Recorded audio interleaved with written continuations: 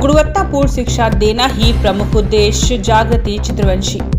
Sunrise school में उच्च अंक पाने वाले विद्यार्थियों को किया गया सम्मानित। सांस्कृतिक कार्यक्रमों ने अभिभावकों के मन को मोहा।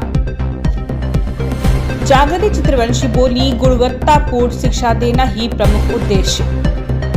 जौनपुर जिले के शाहगंज क्षेत्र के मजडीहा स्थित Bansraj memorial sunrise public school में बुधवार को स्कूल के बच्चों को परीक्षा परिणाम का वितरण किया गया एवं उच्च अंक पाने वाले बच्चों को शील्ड देकर प्रोत्साहित किया गया।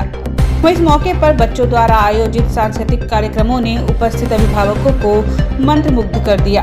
कार्यक्रम में उपस्थित अभिभावकों एवं गणमान्यों को संबोधित करते हुए मुख्य अतिथि मोटिवेशनल स्पीकर एवं life coach doctor Mohammed Muzammil ने कहा कि शिक्षा ही ऐसी सीढ़ी है जिसे चढ़कर समाज और देश के विकास में योगदान देकर घर, परिवार, अपने गांव, नगर, शहर और देश का नाम रोशन किया जा सकता है।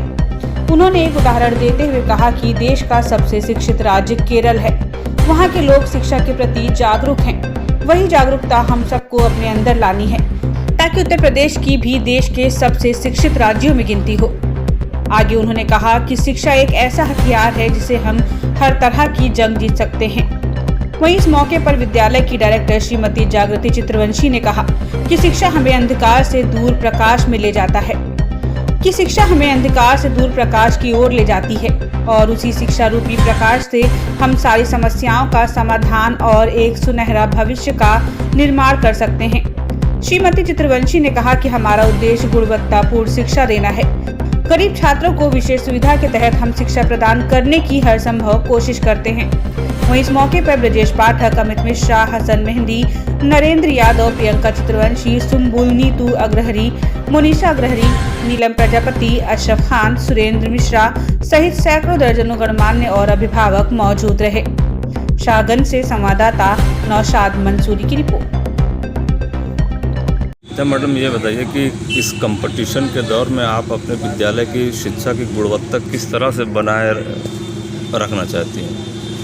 इस कंपटीशन के दौर में पहले तो मैंने कन्याओं के लिए मीन्स गर्ल्स के लिए एक स्कीम चलाई है 50%। मैं चाहती हूँ कि मेरे स्कूल में बॉयज़ ज़्यादा है, मैं गर्ल्स का एडमिशन चाहती हूँ, क्योंकि एक लड़की एक अपना परिवार, अपने ससुराल, अपने बच्चे, अगर वो खुद स्वयं एजुकेटेड है तो वो 3 परिवारों को सुदृढ़ बनाएगी।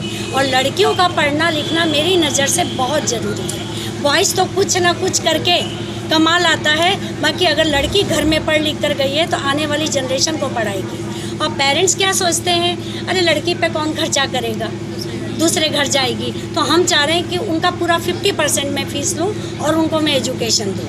दूसरा रही बात गुणवत्ता की, हम स्वयं बच्चों की कॉपियाँ चेक करते हैं, बच्चों की डेली डायरी देखते हैं। जो बच्चे 3 दिन से ज़्यादा एब्सेंट होते हैं उनके पेरेंट्स को कॉलिंग की जाती है, इन्फॉर्म किया जाता है, बुला के बताया जाता है कि बच्चा स्कूल नहीं आ रहा है, क्या रीज़न है, कुछ और कारण है कि बाहर गया है, मेडिकल है, एप्लीकेशन लगाओ। 2 दिन 3 दिन अगर नहीं आ रहा है, क्लास टीचर उस पर एक्शन लेगा, बच्चे को समझाएगा, काउंसलिंग करेगा।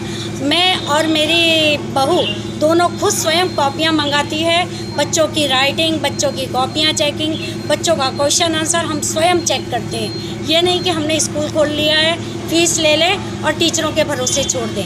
डेली हम दोनों खुद स्कूल आते हैं और अपने स्टाफ से टोटल काम जो होता है उसकी पूरी क्वेरी करते हैं। अच्छा, ऐसी कमियां हैं जिसे कभी कभी आरोप लगते रहते हैं कि अभिभावकों पर शोषण किया जाता है, कहीं कहीं कापी किताबें नहीं मिलती। सरकारी स्कूलों में भी कुछ कमियां इस तरह से आती हैं और आप एजुकेशन फील्ड में काम कर रहे हैं, तो ऐसी कमियों को किस तरीके से दूर करते हैं, प्रयास करते हैं, कैसे करते हैं? इन चीज़ों के लिए देखिए हम लोग अवेयरनेस प्रोग्राम, हमारी जो ट्रस्ट है उनका ये भी काम है स्पेशली कि अगर इस तरह की कहीं किसी अभिभावक की तरफ से कोई दिक्कतें आ रही है, किसी तरह की उनका अगर शोषण हो रहा है तो हम लोग उनको पूरी तरीके से प्रोटेक्ट करते हैं। और वैसे भी स्कूल जो है वो अच्छे के लिए चाहता है। कहीं कहीं कुछ चीज़ें ऐसी हैं क्योंकि कहते हैं ना कि एक मछली जो है पूरे तालाब को गंदा कर देती है। तो ज़रूरी नहीं कि सारे एजुकेशन सेक्टर्स और सारे स्कूल इस तरह के हों जो हम सारे के सारे स्कूल पर ब्लेम लगाते हैं। नहीं, ऐसे कमियों को दूर करने के लिए शासन प्रशासनिक स्तर पर क्या करते हैं वो बताइए। शासन प्रशासन मतलब उनको सबसे पहले इन्फॉर्मेशन देना है, क्योंकि किसी को पता नहीं। अभिभावकों को हम एक मैसेज देना चाहेंगे कि अगर आपको इस तरह की कोई चीज़ें समझ में आती हैं तो आप सबसे पहले स्कूल के प्रिंसिपल से बात करिए। हो सकता है कि वो अवेयर ना हो,